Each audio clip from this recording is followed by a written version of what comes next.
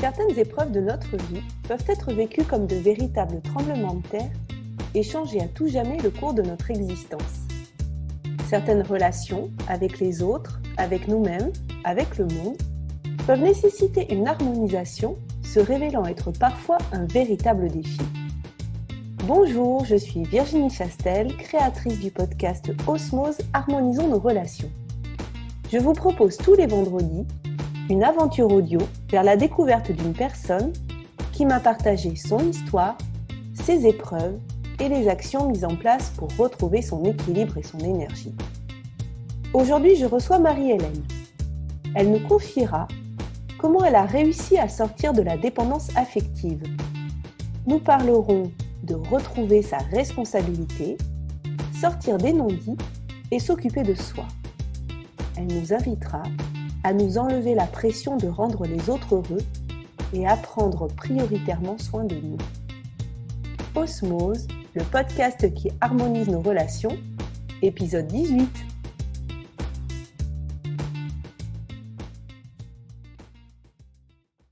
Bonjour Marie-Hélène.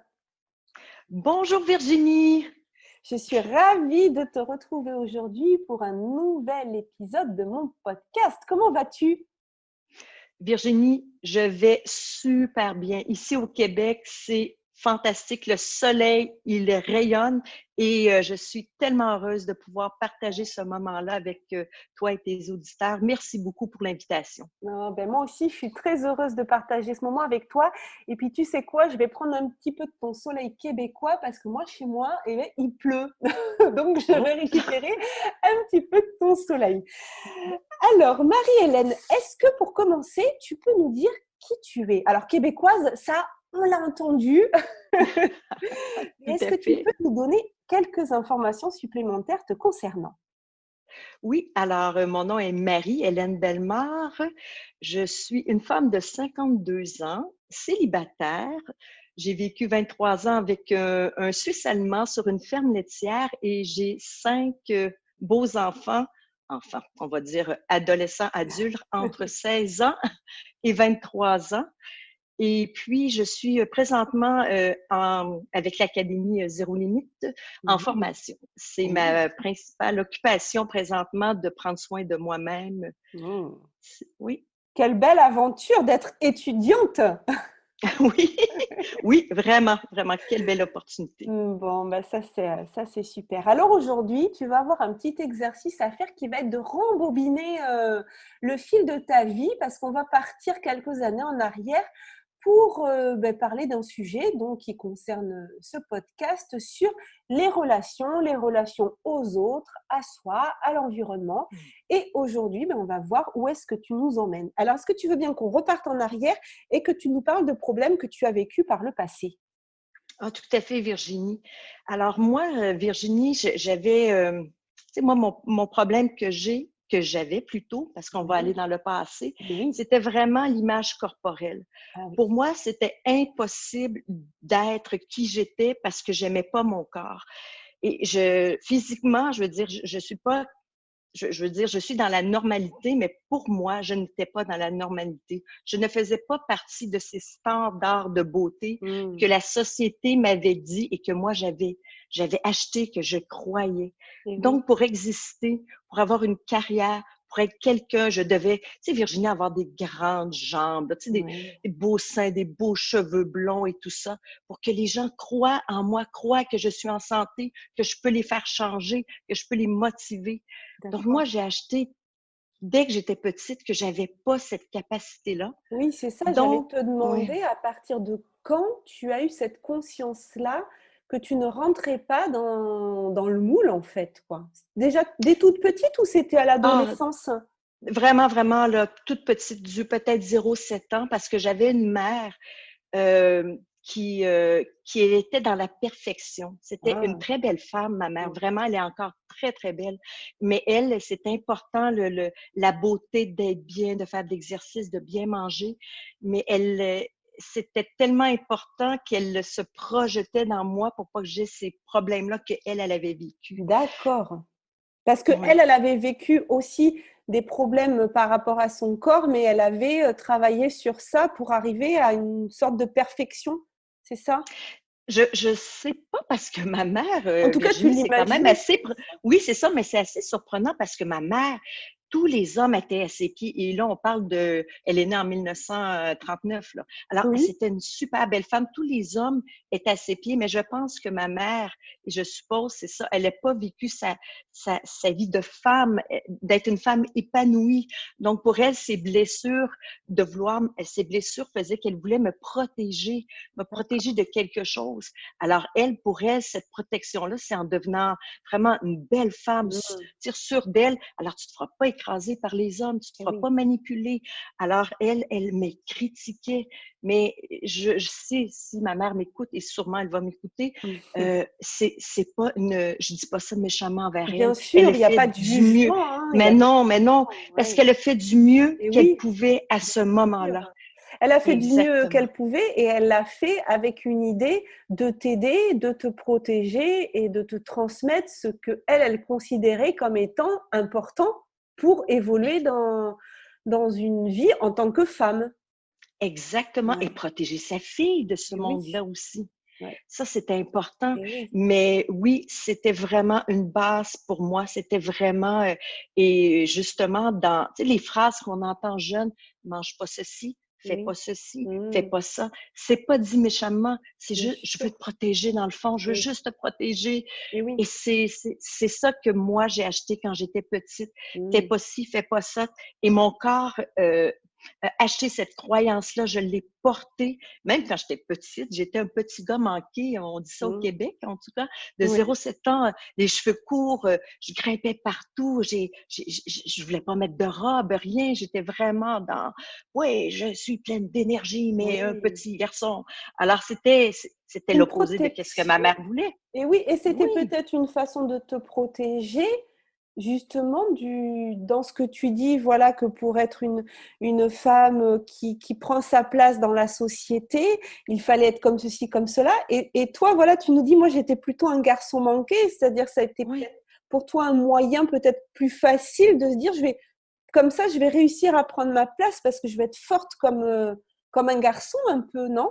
Tout à fait, Virginie. Puis, je peux même te donner un exemple que dernièrement, là, vraiment dernièrement, je me disais, moi, mais moi, je vais être, j'aimerais ça être conférencière, faire ci, faire ça. Et je me suis dit, à partir d'aujourd'hui, Marie, tu te mets dans la peau d'un homme. Tu te mets dans la peau Ah sors oui, le masculin que tu as. Et ah là, oui, ça l'a fait un slash, ça a fait un, mais non, Marie, quelle croyance que tu portes. Il faut oui, que tu sois un homme pour performer, pour être ouais, un Tony Robbins, pour être un Martin oui, Latulippe. et oui, Mais, et là, moi qui étais en cheminement spirituel, je et me disais, oui. c'est impossible que j'ai pensé ça jusqu'à 52 ans, là. Et oui, ça Et veut dire ça que le tu prenais encore des modèles Oui, inspirants masculins. Et c'est vrai que, oui, moi, c'est aussi quelque chose qui me tient vraiment à cœur. C'est il faut que nous, les femmes, on a cette responsabilité-là. Et j'en ai parlé dans une de mes vidéos, de mon défi vidéo, je crois, où je parle de Marie-Éloi, qui est fondatrice mhm, d'un réseau qui s'appelle Bouge ta boîte en France. Et elle nous dit, nous les femmes, on a cette responsabilité-là, pardon, d'être visible, de se rendre visible pour les autres femmes. Tu tout vois? à fait. Virginie, je suis profondément d'accord avec ça, puis de plus en plus, parce qu'on n'a pas à être un homme ou être une femme, Mais parce que non, moi, je crois à l'équilibre des deux. oui, C'est ça la beauté d'avoir l'homme et la femme. oui, Oui, on a à prendre notre place. Il y a des leaders féminines aussi. Et oui. je rentre pas dans le débat d'être une féministe ou ces choses-là. Non, C'est non, même non, pas ça, non, parce c'est que pas. pour moi, c'est ça. Pour moi, c'est un bel équilibre. Je crois Oui, profondément avec l'homme et la femme qu'on peut faire l'équilibre. Mon rêve, c'est de oui, travailler avec mon chum, oui, mon chéri que vous dites, oui, vous autres, là. oui, C'est vraiment ça, exact. Et oui, et je trouve qu'on devrait se tenir les femmes, se tenir la main ensemble, former pas être contre, juste de non, dire bien sûr. on est ensemble, Ouais. on a cette force, cette énergie, on peut changer quelque chose dans la société avec l'autre. Et oui. Et de plus en plus, c'est ça qui a fait que Oui, moi, ça l'a fait mon déclic, oui. de dire, mais Marie, J'ai pas besoin d'être un homme, d'avoir l'énergie d'un homme, de juste aller chercher la force que toi, tu as dans l'unique que tu es. Exactement.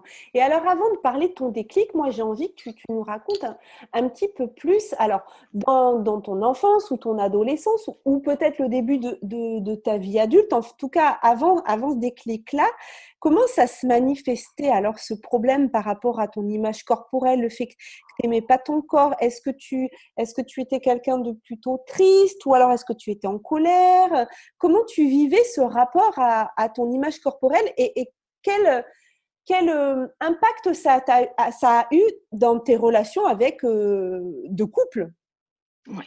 Alors, moi, je peux dire il y a un épisode de ma vie où est-ce qu'au Québec, on va dans une école qu'on appelle au primaire quand on est jeune, plus jeune. Alors, moi, en 5e année, donc j'avais peut-être, je ne sais pas, 9 ans environ, Oui, ça mes correspond parents ont au CM1 en France. C'est la fin de l'école primaire aussi en France, oui.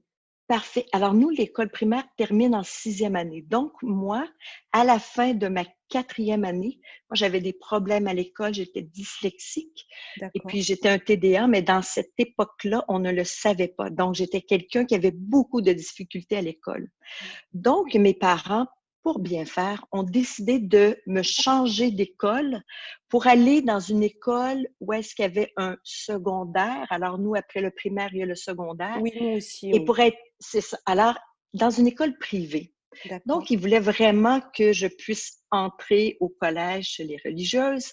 Oui. Donc, ils ont décidé pour ma 5e année, on a dit on va l'envoyer tout de suite au primaire là-bas pour D'accord. comme ça, elle va rentrer Oui, automatiquement au oui, secondaire. Elle oui, n'aura pas oui. des tests à faire. Oui, oui. Et je me suis rendu compte que ce changement d'école-là a fait que j'ai pris du poids à partir de l'année où est-ce que je suis rentrée à l'école. D'accord. Pourquoi? Parce que j'ai associé, et ça fait pas longtemps encore que j'ai compris ça, j'ai associé que je rentrais à un endroit où est-ce que ça voulait dire que je n'étais une pas bonne, que j'allais dans cette école-là parce que Hmm. j'étais pas celle qui pouvait être la bonne et avoir D'accord. la chance de rentrer. Oui. Donc, ça l'a passé par mon corps, ça l'a passé par j'étais une petite fille très rayonnante, très pleine d'énergie. Et là, j'avais toujours quand même cette énergie-là, tout ça, mais vraiment, je me cachais dans mon corps la honte, les Oui. vêtements. Mais au collège, on avait des vêtements déjà pas très, très, très valorisants, on va dire, mais c'était vraiment de se renfermer. Moi, je me suis renfermée, j'étais prise, je prenais du poids, je ne comprenais pas, je mangeais les émotions. Et oui, à ce Alors, moment-là, tu ne ouais, réalisais pas parce que tu dis, ça, je non, m'en suis rendu compte après, mais à ce moment-là, en fait, c'est inconsciemment, tu, inconsciemment. tu deviens celle que tu penses être, en fait. Tout à fait. C'est dans l'inconscient. Moi, je Oui, venais de perdre mes amis. C'est tellement important, la famille. On parle de famille. Moi, c'était ma famille, mes amis. Je devais les laisser pour aller dans une autre école. oui, Le changement. Je suis une fille qui fonce dans la vie quand même. Tu sais, moi, je dis, OK, c'est pour mon bien. Je vais y aller. oui, Alors, c'est ça qui est le double tranchant. C'est et que oui, moi, là, j'étais conditionnée, j'étais heureuse. OK, je vais y aller, tout ça. Mais mon subconscient me et oui. disait autre chose. Mm, Et là, c'est ça que moi, je ne pouvais pas comprendre entre, OK, je vais foncer, je sais que c'est mm, pour mon bien, tout ça, mais mon corps me dit autre chose. oui, On dirait mes tripes, quand je reviens le soir, quand je me retrouve face à ma nourriture, peut-être même face à mes parents qui me disent de faire les devoirs. Donc, c'était vraiment à partir de cette période-là où est-ce que mon corps a changé et ma façon d'être aussi avec les gens. oui, Parce que là, les gens, mes amis, mes nouveaux amis commençaient à dire: «Viens chez moi, on va aller se baigner, on va faire ci». Et là, moi, c'était comme non. Et j'étais pas une obèse, là. On s'entend que c'était pas à l'extrême, pas du oui, tout. Mais moi, mon oui, extrême, bien sûr. c'était moi qui le portais. Alors, le nombre de fois que j'ai refusé d'aller chez des amis parce qu'il fallait être en maillot de bain, ou Ouais. il fallait aller à quelque part, ou il fallait être en short, ou l'éducation physique. Puis ensuite de ça, Virginie, je sais pas qu'est-ce qui s'est passé, mais j'ai aussi touché le fond de pas être choisie. Alors moi, quand il y avait tu sais, on choisit des équipes là, pour faire du sport. Oui, oui, Puis là, toi, tu sais que tu vas être la dernière choisie parce que justement, peut-être tu cours moins vite et tout ça, mon corps me disait. Alors, ce sentiment de ne pas être choisie, ça a été terrible, de ne pas être choisie à l'école, d'être la dernière à l'école. Alors, tout ça, là, s'était mélangé dans ma vie. Et moi, j'ai toujours relié toutes ces choses-là à mon corps. Moi, je me disais, si je ne suis pas choisie, c'est parce que je ne suis pas assez belle. Si je ne suis pas bonne, c'est parce que je ne suis pas assez belle. Alors, c'était même pas autre chose dans ma tête. C'était très ancré que j'étais pas assez belle pour être prise, choisie, aimée. Et les événements, en fait, ce qui arrivait, te confortaient dans ton idée que c'était bien ça, en fait. C'est-à-dire que c'était peut-être pas ça du tout, mais toi, par contre, tu l'interprétais comme étant, ben, comme tu l'as dit, ils me choisissent pas parce qu'ils me trouvent pas belle, donc ça augmente ton sentiment de ne pas te trouver belle et en fait, c'est un cercle vicieux, en fait. Ça continue, mais ça oui, tout continue. à fait. Tu sais, moi, je dis toujours, des fois, mon subconscient, j'ai toujours comme le petit diable et le petit ange.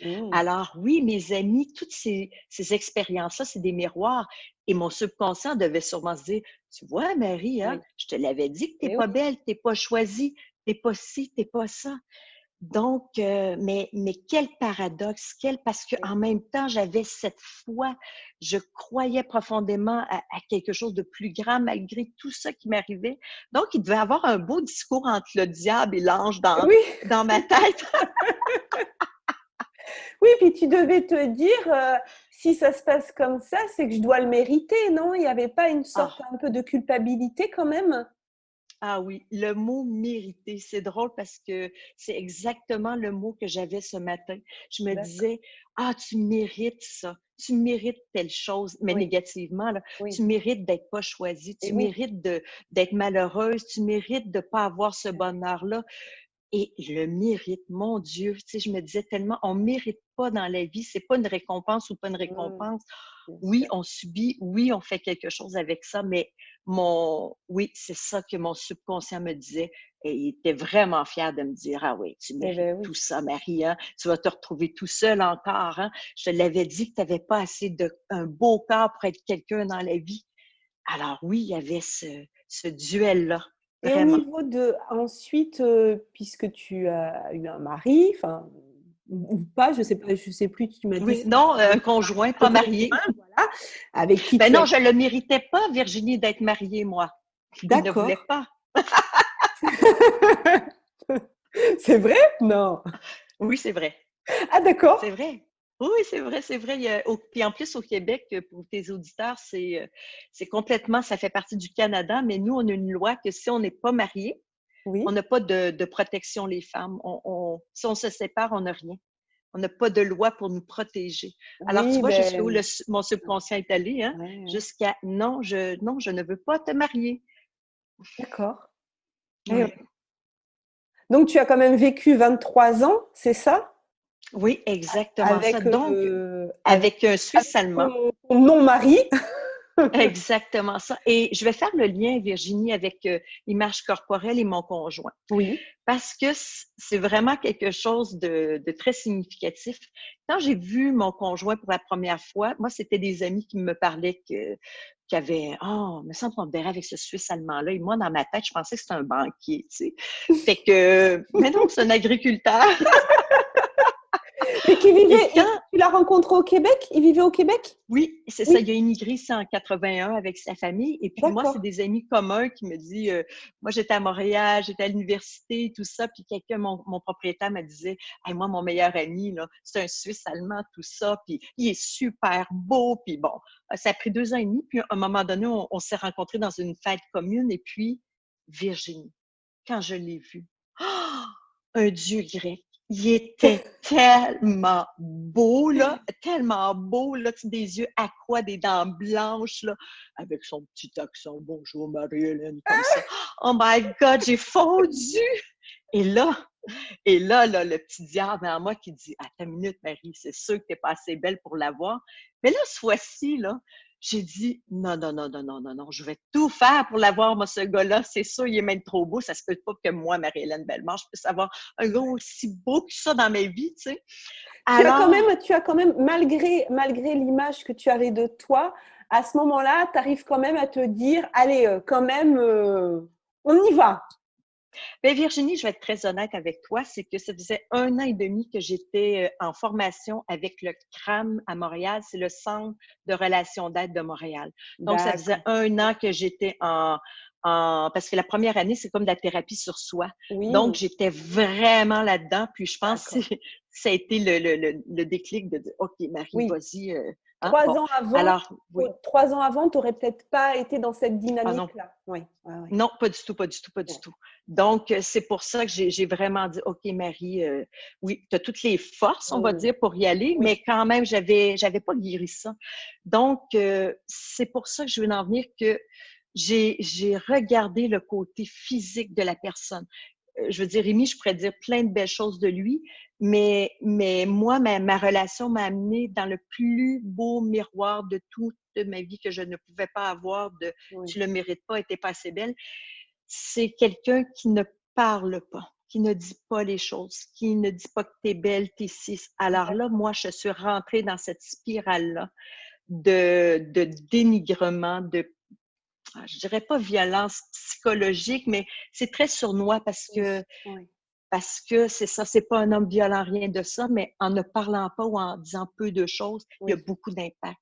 Et oui. Et moi, c'était l'homme que j'avais besoin pour aller au plus bas de cette croyance-là. Mm. Tu vois, Marie, tu ne mérites pas. Des fois, c'est des petites phrases comme ben, je suis pas fière que tu sois la femme de mes enfants. Dans un cadre, une petite phrase dans nos 23 Oui, ans, mais oui. moi, je reste accrochée à ça. La mère, Je oui, la reste que mère, je ouais, de tes enfants. mais oui, la mère, tu imagines que Oui, tu n'es pas une Suisse, tu n'es pas ci. Mais ça, oui. c'est des petites phrases, tu sais, je veux dire que moi, je suis restée accrochée et ça m'a amenée dans le plus profond de mon être parce que je dois reconnaître que cet homme-là ne m'a jamais rien dit sur ma physique, ne m'a jamais dit que j'étais laide ou grosse ou ci ou ça, rien. Et il n'a pas Oui, mais dit l'autre non rien plus. dit, voilà, c'est ce que j'allais dire, c'est-à-dire C'est rien dit ça, de négatif, mais rien dire de positif. de positif. Et les silences, ils veulent dire quelque chose. Enfin, Ils sont, ils sont c'est, terribles quand tu es et en oui, carence, quand tu es en et manque de oui, reconnaissance, quand tu es en manque d'amour, d'affection, quand tu n'as pas l'estime de toi, tu espères que l'autre t'en donne. Et moi, ma vie, c'était le contraire. Moi, je donnais tout, ma joie, j'ai boosté, je croyais en eux, je les ai amenés le plus loin possible. Tu sais, l'union, j'ai tout fait, moi, de me sortir de ce genre de blessure-là. J'ai dit, OK, moi, je suis faite pour servir les autres, et motiver oui. les autres, croire en eux, les amener le plus loin possible dans leur vie, avoir du succès. Mais j'avais oublié de passer par moi, Virginie. J'avais oublié, je Mm. m'avais oublié moi. Et oui. Donc, je m'écrasais. Plus j'en donnais, plus que moi, je m'écrasais. Et plus que je me trouvais encore plus laide. Je me disais, hey, moi, j'étais super belle. Je serais pas ici en train d'avoir les 2 pieds dans la merde, à tirer des vaches, nanana. Je Et serais hey, en train de faire des conférences, puis faire des séminaires. oui. Je portais ça encore. Est-ce qu'on peut dire que tu étais dans Hmm. une blessure du rejet? Ah, sûrement dans plusieurs Ouais, blessures. plusieurs, ouais. Je pourrais peut-être pas dire le rejet, mais celle de le manque de Ouais, reconnaissance. ouais, Parce que oui, le rejet de ne pas avoir été choisi, ouais. mais c'était vraiment la reconnaissance. C'est Et ça. puis aussi, je parle bien de Rémi, mais j'ai 5 beaux petits trésors qui m'ont fait vivre beaucoup, beaucoup de belles Mm. expériences. Ça a été des miroirs incroyables à me dire, mais quand est-ce que tu vas te tenir debout, maman? Quand est-ce que tu vas prendre tes racines? Quand est-ce que tu vas arrêter d'être dans les autres? Quand est-ce que Et tu vas oui, arrêter de vivre pour nous, c'est d'essayer de ça. nous donner juste du bonheur? Puis le tien, il est où? Et Mais oui. moi, ouais, c'est ça. Et moi, je dis, Mm. mais ça me rend heureuse de vous rendre Et heureux. oui. Et Tu oui, mais sais, le problème qui est, c'est que d'aller chercher à l'extérieur, hein, son propre bonheur, c'est aussi faire porter la responsabilité aux autres. exactement, Alors qu'il exactement, fallait, à un moment donné, que toi, tu réalises quelle était ta responsabilité. exact, exact. Moi, Et donc, Virginie, tes là, oui, possibilités, comment tu excuse, allais pouvoir oui. développer tes possibilités. Tout à fait. Ouais. Moi, Virginie, qu'est-ce qui était le déclencheur, on peut dire, de toute cette histoire-là? C'est exactement ça. C'est elle est où ma responsabilité? Parce que à un moment donné, mon conjoint m'avait dit, lorsqu'on était vraiment sur le point de se séparer, tout ça, il m'a dit, mais rends-moi heureux, puis je vais te rendre heureuse. Je vais vous rendre heureux, la famille. C'est ce qu'il te Et là, ça disait? avait... Il Rends-moi me disait, heureux. rends-moi heureux. Et oui, Mais écoute, ça fait 23 ans que j'essaie de faire ça, là, de te c'est rendre ça. heureux, là. Et oui, Mais j'ai compris que sa carence ou tout ce qu'il portait, je ne pouvais pas le sauver. Moi, j'étais le chevalier blanc comme dans les contes de fées, là. Tu sais, mmh. ah, on attend notre prince charmant, Et il va oui, nous sauver, il va ouais, être heureux. On attend ouais, le bonheur de l'autre pour nous rendre heureux. c'est ça. Et ça a été le déclencheur pour dire, attends une minute, reprends ta responsabilité. Elle est Mmh. où, Marie, ta responsabilité là-dedans? Mmh Qui mh. tu veux être? Quel modèle tu vas être pour tes enfants? Quel modèle tu vas être pour toi? Alors moi, c'est sûr qu'à un moment donné, j'ai commencé à, tranquillement pas vite, avant de dire est-ce que je me sépare ou pas, parce que moi, je portais la famille, le lien familial, une famille, parce que Rémi disait toujours, une famille, ça ne se défait pas pour aucune considération. Et moi, je me disais, mais non, une famille, on peut être une famille même si on n'est plus ensemble. Bien C'est sûr. quoi la Mmh. signification du Mmh. mot famille? Donc moi, à un moment donné, là, tranquillement pas vite, j'ai décidé de m'observer, d'aller prendre des marches dehors, d'aller dans la nature. On est sur une ferme laitière. Donc, de me recentrer. Puis, je veux dire, si pour les auditeurs, là, juste d'avoir une clé là, très, très, très facile, c'est juste apprendre à observer son silence. Qu'est-ce qui se dégage? Qu'est-ce qui se passe en moi? Qu'est-ce que je veux faire? Et ensuite, moi, j'ai commencé juste à écrire. Qu'est-ce que je veux être pour mes enfants? Quel Oui. modèle je veux être? Si les enfants avaient à parler de moi, là, si je meurs demain, ils vont dire quoi de moi? Ils Et oui. connaissent juste la mère qui chiale. Ils connaissent juste une partie de moi. Je ne suis pas.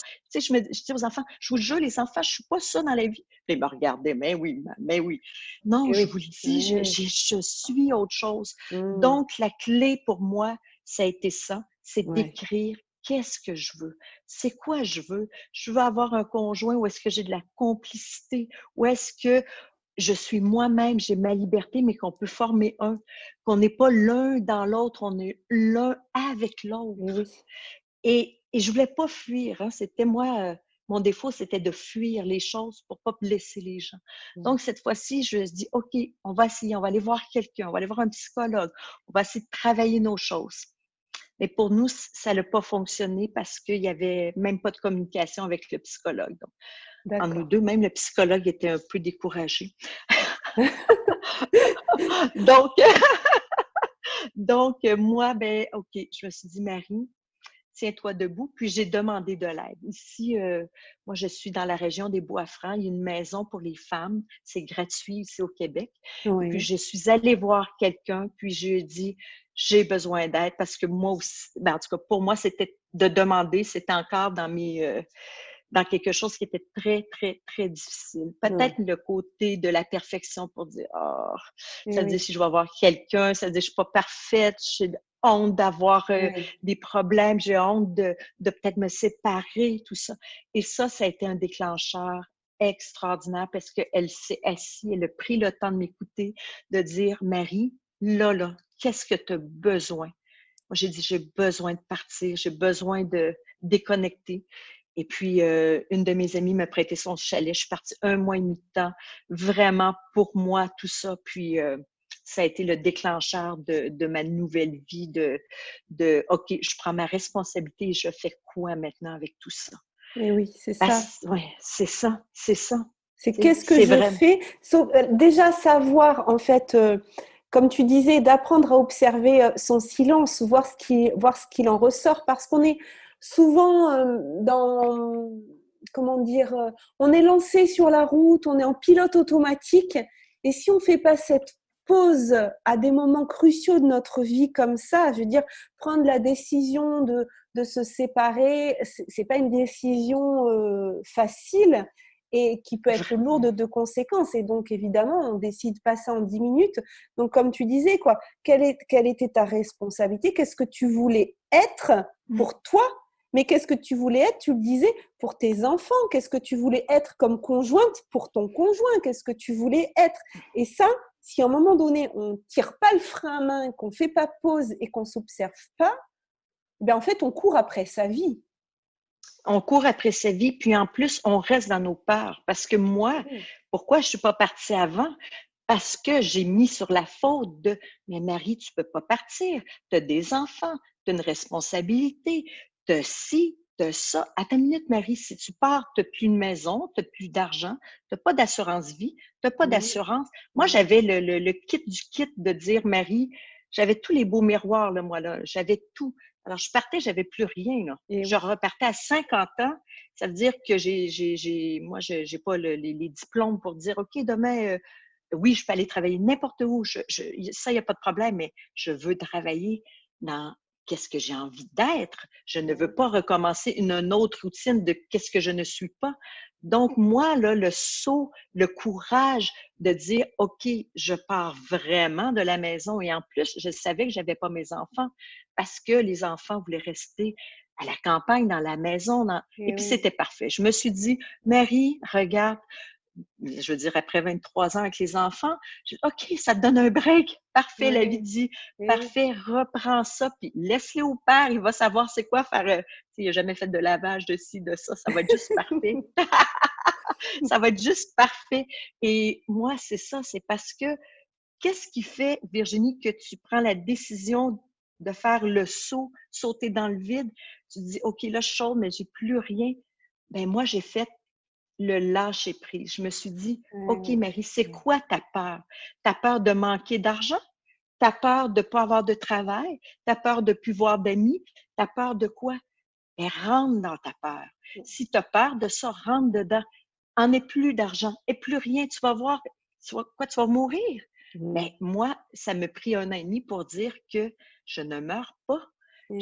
J'apprends à aimer la simplicité parce que, bon, oui, moi, j'aime ça, les belles choses, les belles voitures.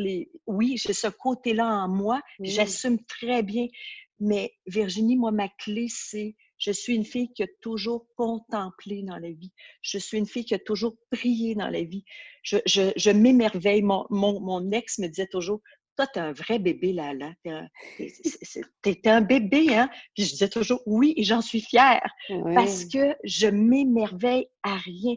Quelqu'un me donne quelque chose, merci. Je vais dehors, merci. J'ai toujours eu cette gratitude-là, même dans les plus bas de ma vie, même quand que le conjoint me disait quelque chose, j'avais cette capacité-là de dire, Marie, c'est pas pour rien, il y a quelque chose qui va arriver. Mais j'agissais pas. C'est ça la différence. Et je oui, le portais. c'est ça. C'est que la différence, c'est que la réflexion et voilà, quand tu parlais d'émerveillement, de gratitude, effectivement, ça permet de garder l'espoir. Mais si derrière, il n'y a pas le passage à l'action, ben, au final, on reste au même point, en fait. Oui, dans la tête, ça bouge un peu, mais concrètement, sans passage à l'action, il n'y a rien qui bouge. Et toi, tu as pris cette décision de te dire, après t'être observé, voilà ce que je veux, voilà ce que je ne veux plus, donc je vais passer à l'action. Tu parlais aussi de tes peurs et de lâcher prise, et ces peurs d'aller les explorer pour finalement se rendre compte qu'elles ne sont peut-être pas aussi importantes qu'on l'imaginait, et que d'y aller, ça nous ouvre d'autres possibilités, alors que quand on n'y va pas, ça reste comme des finalités. Mais en y allant les explorer, on découvre d'autres possibilités. Et qu'est-ce que ça t'a offert alors comme possibilité aujourd'hui que tu as fait ce chemin-là? Comment tu te sens aujourd'hui et qu'est-ce que tu as découvert que tu n'imaginais pas? La première chose, c'est que je me suis dit, mais Marie, c'est du matériel. Tous les peurs que tu as, la peur de manquer d'argent aussi ou ça ou autre, c'est quelque chose qui est à l'extérieur de moi. La seule chose que je sais profondément, c'est que j'ai des valeurs. Je suis Marie-Hélène, j'ai quelque chose à apporter à la société et je vais me refaire par la suite. Donc, c'est vraiment de prendre conscience que j'avais des qualités depuis que j'étais toute petite, malgré que j'avais mes peurs ou j'avais acheté des croyances. J'avais quelque chose en dedans de moi qui bouillait et là, je me suis dit, OK, je vais vraiment rentrer dans qui je suis. je vais faire des formations, je vais regarder où est-ce que ça va m'amener. Je vais aussi faire ce lâcher-prise qu'on parlait tantôt, puis de dire que ici, maintenant, qu'est-ce qui se passe? Et ça m'a ouvert, Virginie, à vraiment. Ben, je vais juste faire une petite parenthèse quand même, parce que moi, j'ai été comme, ça fait 2 ans et demi environ que je suis partie de la maison. Oui. Alors, ça a été quand même une année où est-ce que juste de m'observer, mais c'est la première fois où est-ce que je me permettais de vivre mes peines, de vivre qu'est-ce que je vivais, parce que je fuyais, moi, je fuyais pour pas avoir mal, pour pas rentrer dans la peine, pour pas réaliser que je me suis faite, ben, pas critiquer, mais dénigrer par des mots. Moi, ça rentrait dans une oreille, ça ressortait par l'autre. Donc, dans ma tête, je me disais, c'est pas grave, Marie s'il dit ça, c'est pas grave si les gens Oui. disent ça, c'est pas grave. Tu essayais de Je te ne le vivais convaincre. pas. Tu essayais de te C'est convaincre. exactement ça. Oui. Donc, je dis, Marie, cette fois-ci, tu ne fuis plus et tu vis. Alors, apprends à pleurer. Oui. Apprends à dire, oui, ça te fait mal. Oui, c'est vrai que ça me blesse, ça me fait mal. Puis, qu'est-ce que je fais avec ça? Donc, j'ai eu vraiment une année, parce que là, tu as une année où est-ce que tu as le goût de revoir tes enfants, mais ils te font encore, ils sont des miroirs, puis là, ça te ramène plus bas. Puis, oh mon Dieu, qu'est-ce que je vais faire de ma vie? Qu'est-ce que je vais remonter? Ah, j'ai une idée. Puis, et c'était vraiment un combat, un combat, un combat. Mais d'aller, de pas fuir, de vraiment de mettre des pancartes dans la maison pour Marie, lâche-toi pas.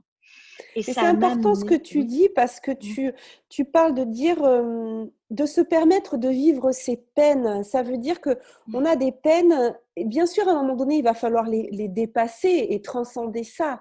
Mais tu parles de ce moment de se permettre de les vivre, de les accepter, ces blessures-là, mais ensuite derrière, mais qu'est-ce qu'on en fait? Voilà, il ne s'agit oui, pas juste de mais se dire, oui, OK, j'ai ces blessures-là, je suis malheureuse, je pleure, mais mais oui, accueillir ce moment et puis oui, derrière, OK, d'accord, ça c'est comme oui. ça, j'accueille ce qui est. Maintenant, qu'est-ce que je fais Genre, derrière? c'est Voilà, ça. Je ça fais c'est quoi de ça? Parce que j'aurais pu rester encore dans mon monde que Marie, tout va être beau. Écoute, tu vas avoir un autre gars, un chum, tous tes rêves que tu avais, là, tu vas pouvoir retrouver tout ça, tu as ta liberté. À partir d'aujourd'hui, tu peux faire tout ce que tu veux. Mais non, c'est pas une fuite, c'est mmh. vraiment un cheminement. Et puis, je suis allée l'année passée à Paris et puis j'ai commencé une formation qui s'appelle la photothérapie et la thérapie corporelle. J'ai terminé la formation, mais je l'ai fait en même temps et c'est ça que je suis allée guérir. C'est l'histoire de l'image corporelle que j'avais qui me suivit toute ma vie. Donc, Mmh. cette fois-ci, j'ai dit, Marie, tu ne fuis plus. C'est le temps ou jamais de recommencer. Tu sais, la cinquantaine, on est porté, en tout cas, je suis portée par Mmh. ça, par quelque chose de Mmh. nouveau. Puis je me suis dit, j'ai une chance dans la vie, ouvre. Et j'ai guéri l'image corporelle. Et tu sais, Virginie, j'ai été aimée par mes parents quand j'étais jeune. J'ai été choyée, j'ai un frère extraordinaire, tout ça. Donc, pour moi, la thérapie, ça a été un mois intensif et puis pour la première fois, parce que j'ai dit à ma thérapeute, il a dit, je t'avertis, là, quand je reviens au Québec, là, je ne veux pas retomber 1 mois, 2 mois, 5, tu sais, 1 an plus tard, Oui, parce que des fois, je fais des thérapies. Oui, oui, oui, tout est beau, la oui, baguette magique, oui, puis on retombe. Moi, j'ai dit en partant, je te le dis, là, je ne veux plus retomber. Tu sais. Et oui, là, on est c'est ça. parti à rire. Et ça, je me dis ça à moi-même, Marie, cette fois-ci, vas-y. Et ça l'a changé. Écoute, ben oui, je suis comme ça. Ben oui. Est-ce que mon corps, c'est juste une enveloppe? Est-ce que ça veut dire que je vais m'empêcher d'être à Mmh. cause de mon Mmh, mmh, corps?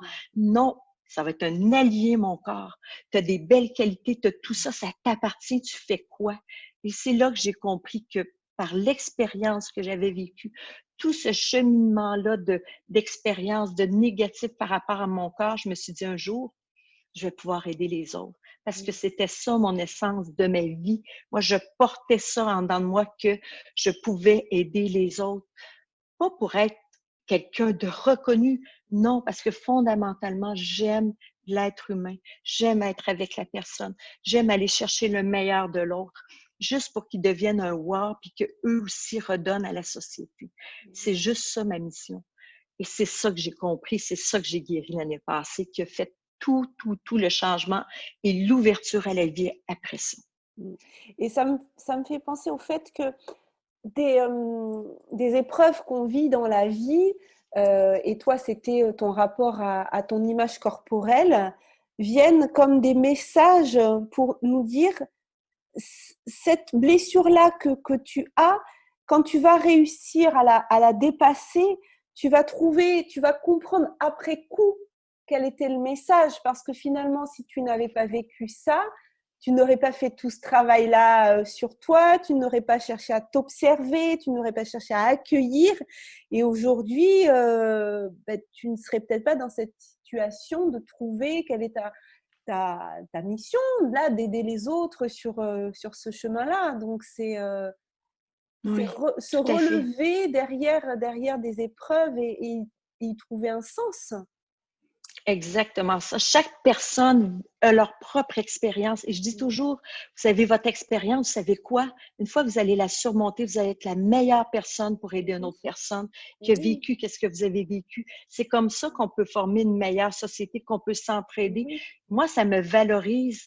Je sens que je suis à ma place. Mais j'avais jamais pensé que partir de soi, partir de mes expériences, de dire qui j'étais, que je pouvais aider les gens autant que ça. bien Et sûr. Virginie, l'autre chose aussi que je veux vraiment dire, tu l'as dit tantôt, on a dit un petit mot, mais de reprendre sa responsabilité du Oui, bonheur. oui, On fait porter ça à tellement de personnes. oui, Mais moi, je dis toujours, allez dire à l'autre personne, je viens de prendre conscience que je te fais porter mon bonheur. À partir d'aujourd'hui, c'est ça. je t'enlève ce poids-là. Oui, oui, Je vais reprendre mon bonheur, tu vas avoir ton bonheur, puis on va trouver un lien ensemble. Alors moi aussi, j'ai dû me dire ça à moi, d'arrêter de faire porter le bonheur ou autre chose aux autres. oui, oui, Marie, à partir d'aujourd'hui, je ne sais pas si je dis le mot pardonner ou autre à moi-même, mais à partir d'aujourd'hui, reprends tes choses, reprends ton bonheur. Et c'est ça aussi. Donc, je dis pas que je suis parfaite et que tout va bien, hein. non, mais personne ne l'est, mais C'est ça qui est la beauté.